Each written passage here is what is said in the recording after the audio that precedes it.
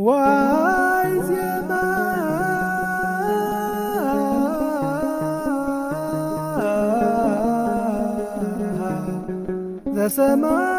ዘሰማይ በሰማይ ክርስቶስ መስቀል ንማዕተብ በስመ አብ ወወልድ ወመንፈስ ቅዱስ አሐዱ አምላክ አሜን። ናይ እግዚአብሔር ሰላም ሰዓትኩም ይኹን ደቂ ክርስቶስ ደቂ እግዚአብሔር።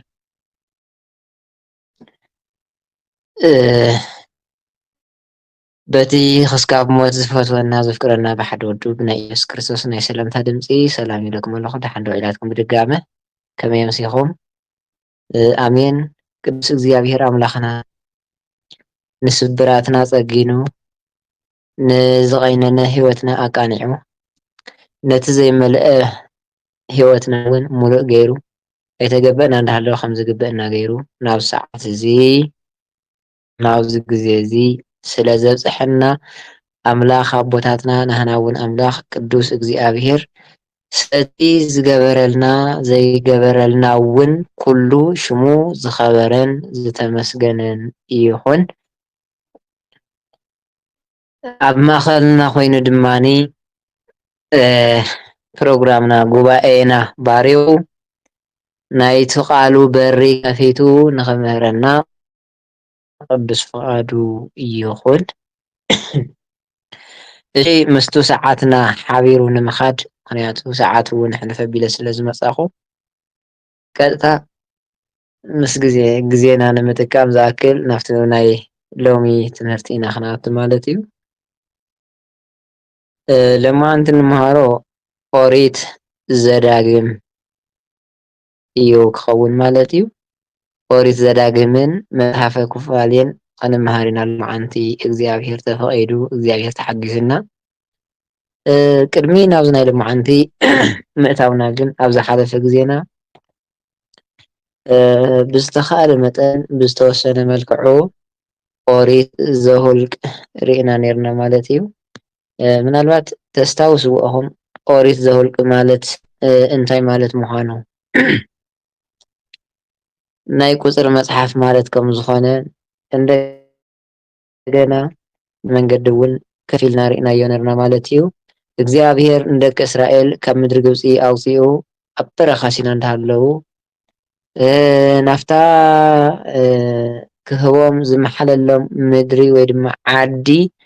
ክኸዱ እንተለዉ ክልተ ግዜ ዝኣክል ማለት ኣብ በረኻ ሲና እንዳሃለዉ እንደገና ኣብ ምድሪ ሞኣብ ምስ በፅሑ እውን ክልተ ግዜ ከም ዝተቆፀሩ ሪኢና ነርና ኢና። ኢሉ እውን ካብኡ ሕልፍ ኢሉ ድማ ደቂ እስራኤል ነቲ እግዚአብሔር ዝገበረሎም ውዕለታ ነቲ እግዚአብሔር ዝሃቦም ረድኤት በሲዖም ናብ ካልእ መንገዲ ሸታሕ ክብሉ ከለዉ ደሞ ካብ እግዚአብሔር ዝተፈላለዩ መቕሰፍቲ ዝተፈላለዩ መቕፃዕቲ ይበፅሖምን ይቕበሉን ከም ዝነበሩ ብዝተወሰነ መልክዑ ኣብ ዝሓለፈ ግዜና ሪኢናዮ ነርና ማለት እዩ። እምበኣርከስ ሎማዓንቲ እውን እንሪኦ እንታይ እዩ ኦሪት ዘዳግም ማለት እዩ። ኦሪት ዘዳግም ሓምሻይ ናይ ሙሴ መፅሓፍ እንትኸውን ሓምሻይ ክንብል እንተለና ካብ ኦሪት ዘፍጥረት ጀሚርና ክስካብ ክንቆፅር እንተለና እዚ ሓምሻይ ናይ ሙሴ መፅሓፍ ተባሂሉ ይፅዋዕ። ምክንያቱ ዘፍጥረት ኦሪት ዘፍጥረት ኣሎ፣ ኦሪት ዘፀአት፣ ኦሪት ዘሌዋውያን፣ ኦሪት ዘኍልቍ ኢልና ኣብቲ ናይ መወዳእታ ናይ ሙሴ መፅሓፍ ኢና በፂሕና ዘለና ሎማዓንቲ።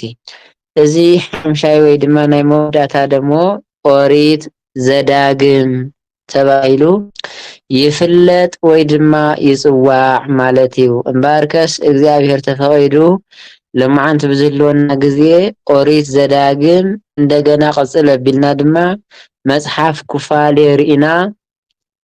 ሎማዓንቲ ናይ ሕጊ መፅሓፍቲ እግዚአብሔር ተፈቒዱ ወዲእና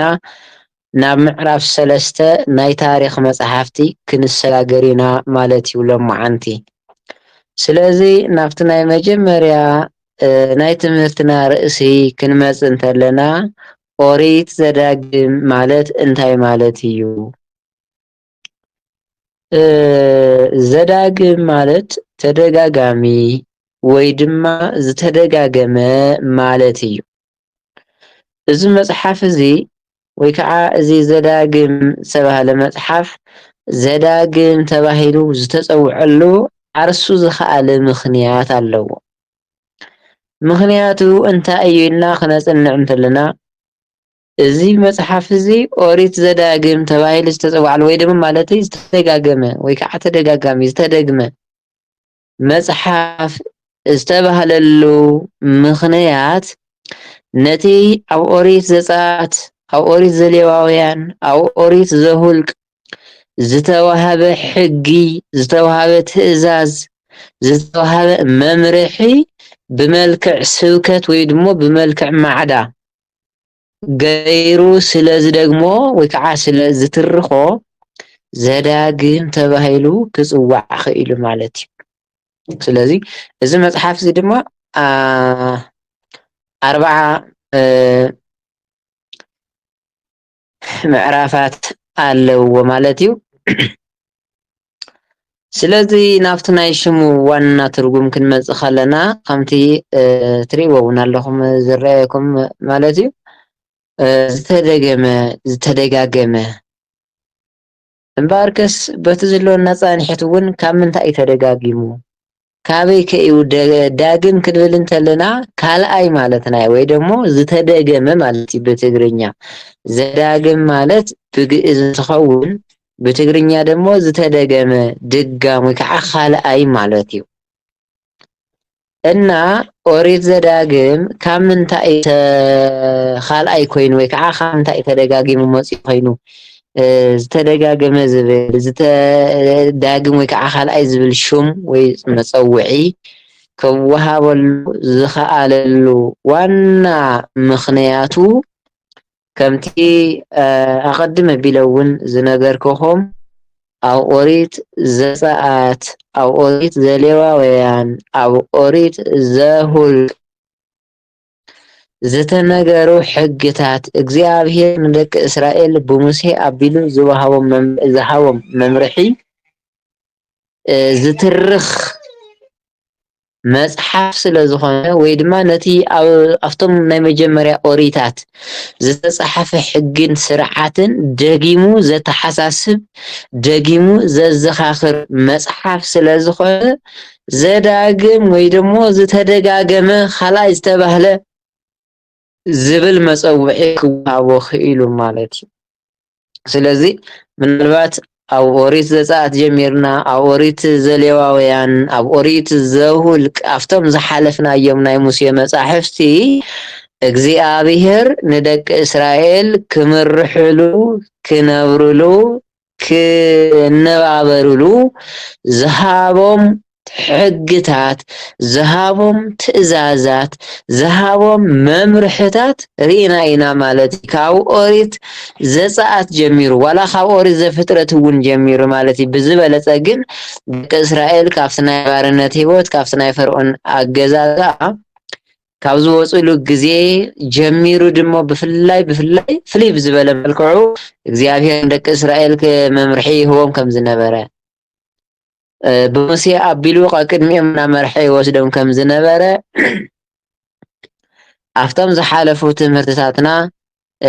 ተመልኪትና ነርና ማለት እዩ። ስለዚ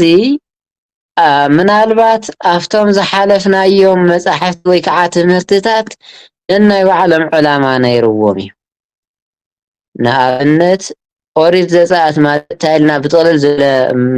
መልክዑ ተማሂርናዮ ነርና ናይ ምውፃእ ሕጊ ናይ ምውፃእ መፅሓፍ ማለት እዩ። ደቂ እስራኤል ካብቲ ዝነበርዎ ባርነት ካብቲ ዝነበርዎ ናይ ግብፂ ሂወት ከም ዝወፁ ስለ ዝትርኽ ናይ ምውፃእ ታሪክ እዩ ዘዘንቱ ዝብል ተማሂርና ነርና ማለት እዩ። ኦሪት ዘሌዋውያን እውን ናይ ክህነትን ስርዓት መስዋዕትን ዝተፈላለዩ ነገራት ዝሓቆፈ መፅሓፍ ማለት ካብቲ ናይ ዘፀአት እዚ ፍልይ ዝበለ ኣረኣእያ ወይ ድማ ኣመለኻኽታ ዘለዎ መፅሓፍ ምዃኑ ሪኢና ነርና ማለት እዩ። ኣብ ኦሪት ዘሁልቅ እውን ካብ ኣፀዋውዕኡ ጀሚሩ ፍልይ ዝበለ መፅሓፍ ከም ዝኾነ ማለት ናይ ቆፀራ መፅሓፍ ከም ዝኾነ ማለት እዩ። ኣብዚ ክንመፅእ ተለና ደሞ እዚ መፅሓፍ እዚ ካብ ኩሎም ፍልይ ዘብሎ ነገር ተሃልዩ እንታይ እዩ ካልእ ሓድሽ ነገር ሒዙ ኣይመፅን እዩ ኦሪት ዘዳግም እዚ ክብል እንተለኹ ኣብቶም ዝሓለፈ ግዜ ዝረኣናዮ ዝተመልከትናዮ ትእዛዝ ሕጊ መምርሒ ናይ እግዚኣብሔር ብድጋመ ዘተሓሳስብ መፅሓፍ እዩ እዚ መፅሓፍ እዚ ከም እዚ ስለ ዝኾነ እውን ዘዳግም ተባሂሉ ክፅዋዕ ክኢሉ ማለት እዩ ስለዚ ክድገመሉ ዝኸኣለ ምክንያት ግን ኣብ ዝሓለፈ እውን ርኢናዮ ነርና ኢና ሕጂ እውን ንምዝኽኻር ዝኣክል ንምንታይ ደኣ እሞ ሙሴ ካልእ ዝተለወጠ ሓሳብ ተዘይሃልይዎ ፍልይ ዝበለ ካብ እግዚኣብሔር ዝተቐበሎ ሕጊ ተዘይሃልይዎ ንምንታይ እዚ መፅሓፍ እዚ ክውሰኽ ክኢሉ ናብ ዝብል ክንከይድ እንተለና ምርሳዕ ዝብል ትምህርቲ በቀዳማይ ተመሃሂርና ነርና ማለት እስራኤላውያን እግዚአብሔር አምላኽሲ ባሕሪ ኤርትራ አሳጊርዎም ምስ ተሳገሩስ ነቲ እግዚአብሔር ዝገበረሎም ነገር ይርስዕዎ ነይሮም እግዚአብሔር ኣብቲ በረኻ ዝብላዕ ዝስተ እሞ ይትረፍ መዕረፊ ጽላል እኳ ዘይብሉ ቦታ ኩሉ ዘድልዮም ነገር ስጋ ደሊና ለና እንተበሉ ስጋ እናውረደ ዝብላዕ ሲእና እንተበሉ ዝብላዕ መና እናሃበ ማይ ንሰትዮ ማይ የብላን እንተበሉ ማይ እናሃበ እግዚአብሔር ብብርቱዕ ወይ ከዓ ብጥንኩር ብምሕረቱ ይንከባኸቦምን ሓቢርዎም ይኸድ ነይሩ ማለት እዩ እዚ ኩሉ ከምኡ ኢሉ እንተሎ ግን እስራኤላውያን ነቲ ናይ እግዚኣብሔር ውዕለታ ይርስዕዎ ነይሮም ነቲ ዓንቶ ዝገበሮ እግዚኣብሔር እዚ ሕዩ በቃ ካልእ ሰባት ይኾኑ ከዓ ይርስዕዎ ስለዚ ሙሴ እውን ብርግፅ ኣብቲ መጀመርያ ኣምሂርዎም እዩ ኣብቲ ናይ ኦሪት ዘፀአት ዓርሲ ዝኸኣለ ካብ እግዚኣብሔር ዝተቐበሎ ሕግን መምርሕን ኣሎ ኮታስ ኣብቶም ካልኦት መፅሓፍታት ብምልኦም ሙሴ ኣምሂርዎም እዩ ከመይ ገይሮም እንድሕር ከይዶም እግዚኣብሔር ከብፅዖም ዝኽእል ከመይ እንድሕር ኮይኖም ከዓ ካብ እግዚኣብሔር ምሕረት ክቕበሉ ከም ዝኽእሉ ሙሴ ብደንብ ኣምሂርዎም እዩ እግዚኣብሔር እውን ብሙሴ ኣቢሉ መምርሒ ሂብዎም እዩ ይኹን እምበር እስራኤላውያን ግን ነቲ ነገር ንሱ ነቲ ስራሕ ንሱ ናይ እግዚኣብሔር ረድኤት ይርስዕዎ ነይሮም ማለት እዩ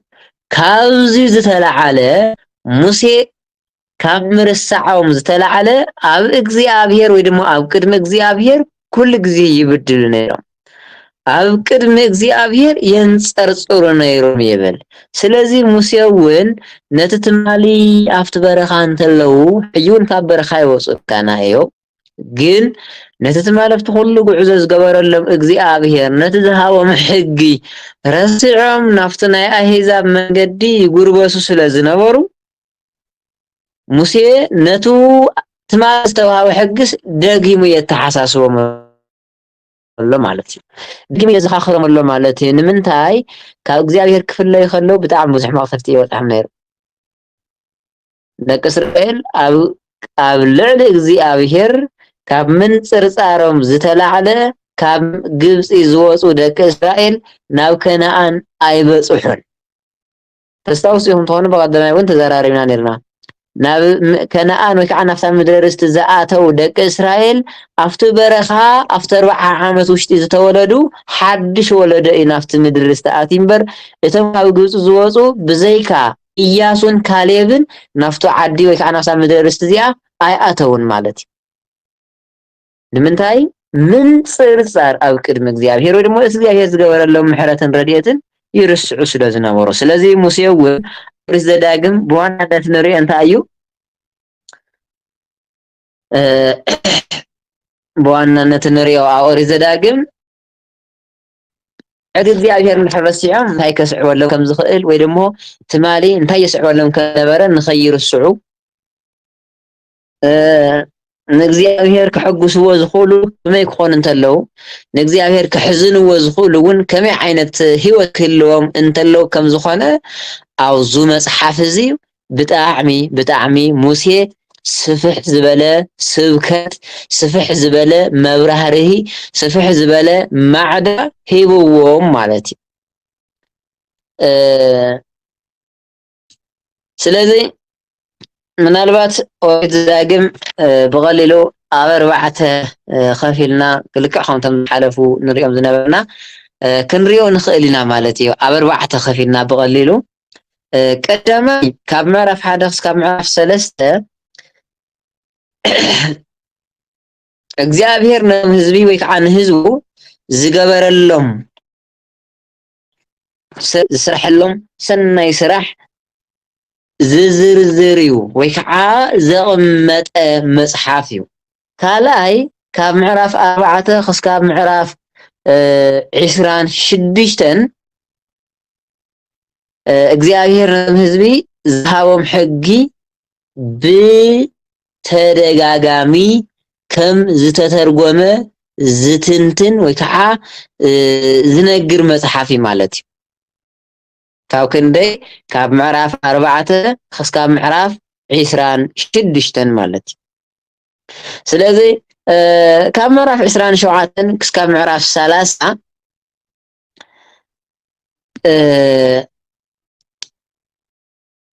ምዕሩይ ስነ ምግባር ወይ ከዓ ናይ ስነ ምግባር ሕጊ ከመይ ገይሮም ክፍፅምዎ ከም ዘለዎም ወይ ድማ በቲ ዝተመሓራረየ ምዕሩይ ብዝኾነ ስነ ምግባር ብናይ ጥዑይ ሂወት ክኸዱ እንተለዉ ካብ እግዚአብሔር ዝቕበልዎ ምሕረት ካብ እግዚአብሔር ዝቕበልዎ ናይ እግዚአብሔር ረድኤት ብኣንፃሩ ድማ ካብቲ ሂወት ንስኽዎ ከለዉ ካብ እግዚአብሔር ዝተፈላለዩ ነገር ክበፅሖም ከም ዝኽእል ዘብራህርህ መፅሓፍ ማለት እዩ ካብ ምዕራፍ 27 ክሳብ 30 እቲ ናይ መወዳእታ ካብ ምዕራፍ 31 ክሳብ 34 ብሙሴ ተተኪኡ ወይ ከዓ ንሙሴ ወኪሉ ኢያሱ ከም ዝተሾመ እንደገና ሙሴ ናይ መወዳእታ ምኽሩ ከም ዝሃቦምን ዝተፈላለዩ ካልኦት ሕግታትን እንረኽበሉ መፅሓፍ እዩ ማለት እዩ ኦሪት ዘዳግም ስለዚ ኦሪት ዘዳግም ምናልባት ኣብቲ ስክሪን ለካ ምዕራፍ 40 ዝብል ፅሑፍ ኣሎ ኦሪት ዘዳግም ዘለዎ ግን ምዕራፍ 34 እዩ ማለት እዩ እዞም ምዕራፍ 34 ግን ከምቶም ክንሰምዖም ፀናሕና ኣብ 4 ብቐሊሉ መቐልና ክንሪኦም ንኽእል ኢና ማለት እዩ ስለዚ ኦሪት ዘዳግም ሙሴ ኣብ ሰገር ወይ ከዓ ኣብ ማዕዶ ዮርዳኖስ ኣብ ዝትርከብ ምድሪ ሞዓብ ንህዝቢ እስራኤል ዝተዛረቦ መልእኽቲ ይብለና ሕፅር ብዝበለ ማለት እዩ ብዙሕ ተጓዒዞም ናፍታ እግዚአብሔር ዝተስፈዎም ዓዲ ወይ ከዓ ምድሪ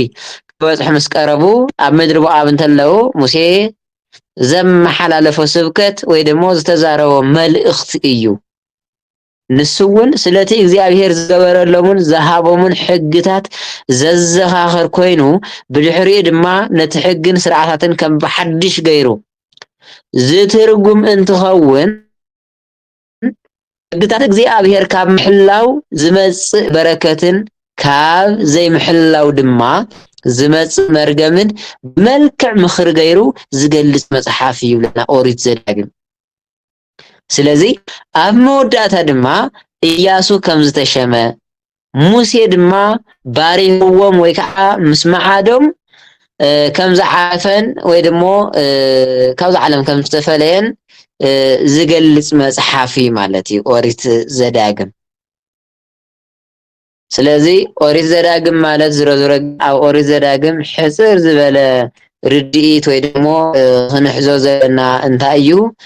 ኦሪት ዘዳግም ነቶም ዝሓለፍናዮም መፅሓፍቲ ነቶም ሰለስቲኦም መፅሓፍቲ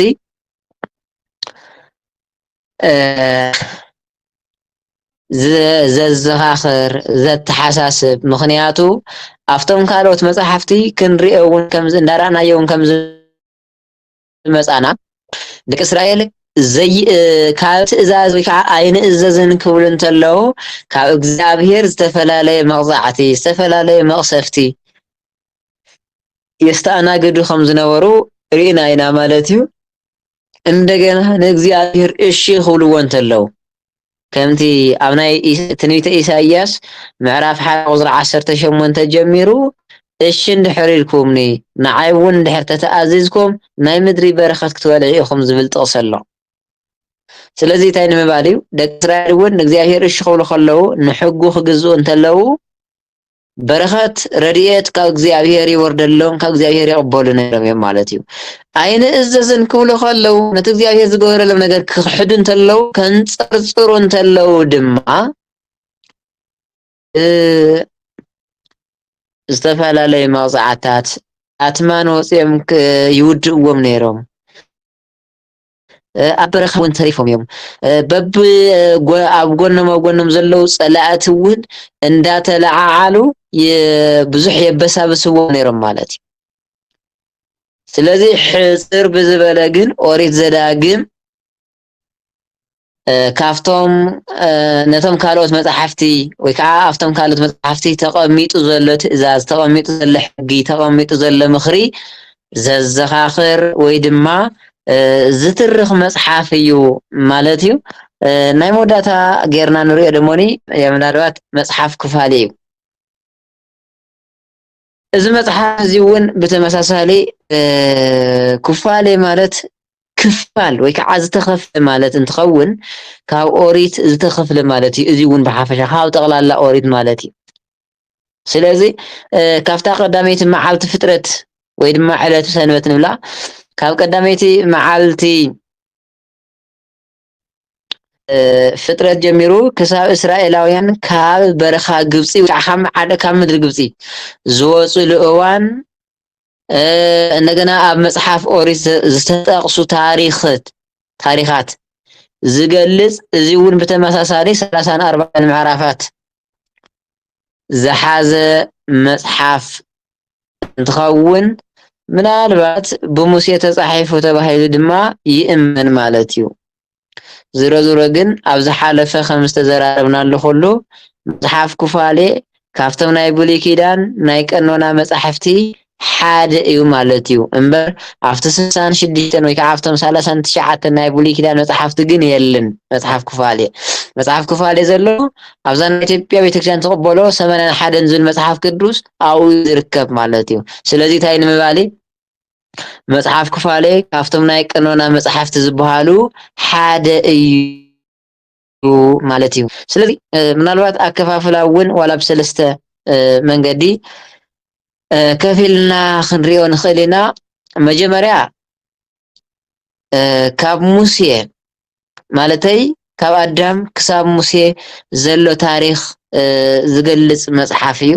ካልኣይ ደሞ ነቶም ታሪኻት ደሞ ነቶም ዝተፈፀሙ ታሪኻት ወይ ከዓ ዝተፈፀሙሉ ዘበን ብሱባኤ መልክዕ እናቆፀረ እዩ ዝገልፅ። በብሱባኤ ድማ ሱባኤ ማለት 7 መዓልቲ ማለት እዩ። ብሱባኤ መልክዕ ዝገልፅ እዩ ማለት እዩ። ክንዲዚ ሱባኤ እናበለ ንኣብነት 14 መዓልቲ ኮይኑ 2 ሱባኤ ብኡ ልክዕ እናራባሕና ድማ ዋላ ብዙሕ መዓልቲ ተኮይኖም ክንረኽቦ ንኽእል ኢና ማለት እዩ። እቲ ሳልሳይና ናይ መወዳእታ ድማ ነቲ ታሪክ ምስ ሕጊ ብምንፅፃር ወይ ድማ ብምትእስሳር ዝገልፅ መፅሓፍ እዩ። ነየና ነቲ ኣብ ኦሪት ዘሎ ሕጊ ወይ ከዓ ታሪክ ምስ ሕጊ ብምትእስሳር ዝገልፅ መፅሓፍ እዩ። ከም ኣብነት ጌርና ንሪኦ ኣዳምን ሔዋንን ካብ ዝተፈጥርሉ ክንርኢ እንተለና ኣዳም ተፈጢሩ ኣብ መበል 40 መዓልቲ ሔዋን እውን ተፈጢራ ኣብ መበል 80 መዓልቲ ናብ ገነት ኣትዮም ዝብል ታሪክን ስነ ፍጥረትን እናተኣሳሰረ ዝገልፅ መፅሓፍ እዩ ማለት እዩ። ስለዚ እዚ እውን ካብ ምዕራፍ 4 ጀሚሩ እስካብ 8 ዘሎ እንረኽቦ እዩ። እዚ ድማ ልክዕ ኣብቶም ካልኦት መፅሓፍቲ ወይ ድማ ኣብ ኦሪት ዘፍጥረት ምዕራፍ 1 ቁፅሪ 26 ወይ ከዓ 25 ክሳብ 27 ዘሎ ተጋላቢጥ ተፃሒፉ ዘሎ እዚ ካብቲ ኦሪት ዘፍጥረት ምዕራፍ 1 ቁፅሪ 25 ሳብ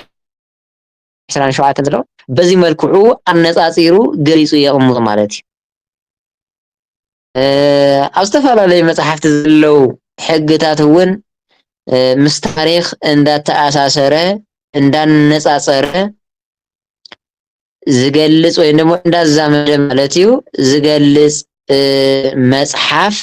እዩ ማለት እዩ መፅሓፍ ኩፋሌ። ስለዚ ምናልባት ግዜ እውን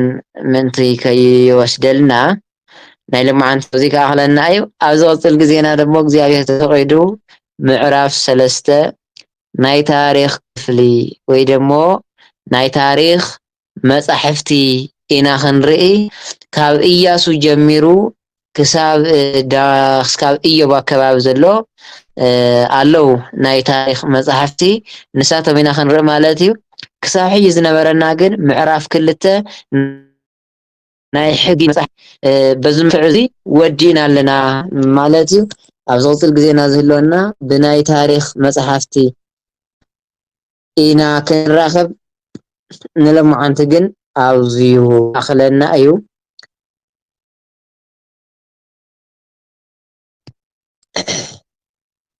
ስለቲ ዝነበረና ግዜ ኩሉ ክብርን ምስጋናን ውዳሴን ኣምልኾን ንእግዚኣብሔር ኣምላኽና ይኹን። ሰሚዕና ንምስራሕ የብቅዐና እቲ ሰማዕናዮ እውን ኣብ ልቡናና ይሕድረልና። ጸጋ ጎይታና ኢየሱስ ክርስቶስን ፍቅሪ እግዚአብሔር አቦን ሕብረት መንፈስ ቅዱስን ምስ ኩልኻትኩም ይኹን አሜን።